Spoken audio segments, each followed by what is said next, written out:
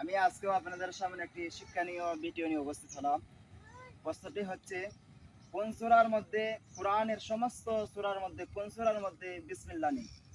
সর্বপ্রথম আমি আপনাদেরই প্রশ্ন শুরু করলাম, বলেন তো দেখি সমস্ত কোরআনের মধ্যে কোন সূরার মধ্যে বিসমিল্লাহ নেই? সূরা ইখলাস। সূরা ইখলাস না, আপনার প্রশ্নটি সঠিক হয় নাই। বলেন তো দেখি সমস্ত কোরআনের মধ্যে কোন সূরার মধ্যে বিসমিল্লাহ নেই? সূরা আর রহমান। সূরা আর রহমান না, সূরা আর রহমানের মধ্যে বিসমিল্লাহ আছে। আচ্ছা, সর্বশেষ ভাই বলেন তো কোন সূরার মধ্যে বিসমিল্লাহ নেই? সূরা মুলক না, আপনার প্রশ্নটিও সঠিক হয় নাই। বলেন তো দেখি কোন সূরার মধ্যে বিসমিল্লাহ নেই? সূরা ফাতিহা না, আপনারা চারজনের প্রশ্নটি সঠিক মতে হয় নাই।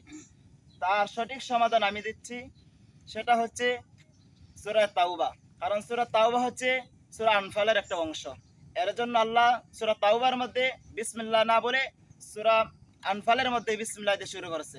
যাই হোক, আমি আপনাদেরকে সঠিক সমাধান দিয়ে দিলাম, সূরাটা হচ্ছে সূরা তাওবা।